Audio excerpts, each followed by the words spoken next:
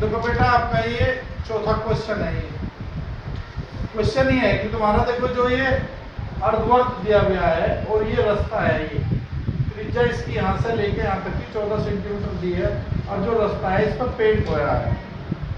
क्या हुआ है बेटा? पेंट। और इस जो पेंट का खर्च है वो 49.50 है और जो प्रति वर्ग आपका जो सेंटीमीटर का खर्चा रहा वो 15 पैसे आ रहा है। तो इसका अर्थ हो रहा है कि इन पैसों में ही हमारा इसका क्षेत्रफल छुपा हुआ है जो पेंट रखा हुआ है। अब ये कह रहा है कि इसकी चौड़ाई ज्ञात कीजिए।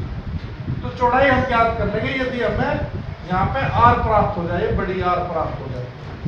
क्लियर हो गया?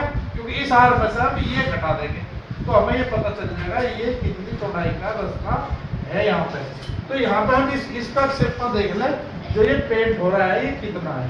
तो जैसे ही मैं इसका क्षेत्रफल ज्ञात करूंगा तो जो जितने पैसे हो रहे हैं प्रति वर्ग सेंटीमीटर खर्च हम उससे भाग दे देंगे तो वो क्षेत्रफल निकल कर आ जाएगा।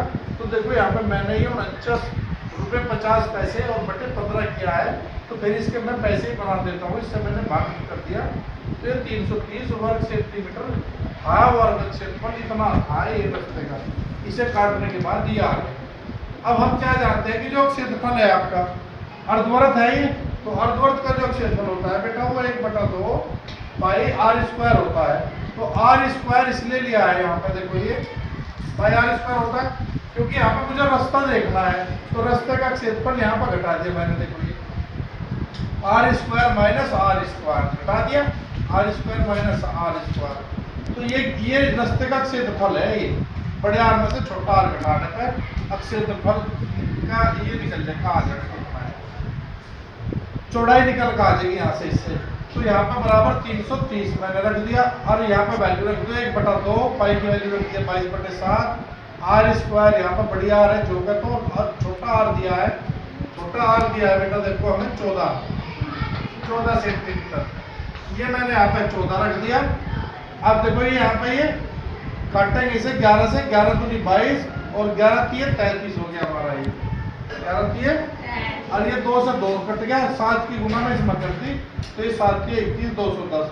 तो आर स्क्वायर माइनस 14 स्क्वायर दिख रहा है, आर स्क्वायर माइनस ये 14 का वर्ग हो गया 196 और बराबर 210। आर स्क्वायर बराबर 196 हम उधर लेके चले गए तो 210 में ये प्लस हो गया। आर स्क्वायर बराबर आएगा 406। आर की जब वैल्यू ज्ञात करेंगे तो 406 का यहाँ पे ये अंडर रूट आ गया बेटा। क्लियर वही बात ये। अब इसका वर्गमूल ज्ञात करेंगे तो 20.15 इसका वर्गमूल आ जाएगा, यानी कि बड़ा आर हमारा 20.15 आ गया। वर्गमूल निकालने की विधि आपने छठी में सीख ली थी, 8 में भी सीख ली, 8 में भी चैप्टर है। तो देखो ये मैं बताऊंगा नहीं, आपको निकाल लेना। तो ये आ गया आपका आर बराबर 20.15। अब चौड़ाई जो है आपकी इस बड़े आर में से छोटा आर घटा देंगे। देखो बड़े आर में से छोटा आर मैंने घटा दिया तो 20.15 नफी 14 और 6.15 आ गया। क्लियर रही बात? अब देखो इसे दूसरे तरीके से भी कर सकते थे। कैसे? यहीं पे ही इसे एक बार जोड़ दूं एक बार घटा दूं तब भी हो सकता था। यहाँ पर हो सका था नहीं, आर माइनस आर फिर आर की वैल्यू वहां पर रख सकते हैं आर प्लस आर, लेकिन वहां पे हमारे पास में बड़ा आर नहीं है, ये तब निकलता। तो इसलिए सवाल को ऐसा ही करना पड़ेगा। तो इसके सवाल का माइंड मैपिंग कर लो। माइंड मैपिंग कैसे होगा?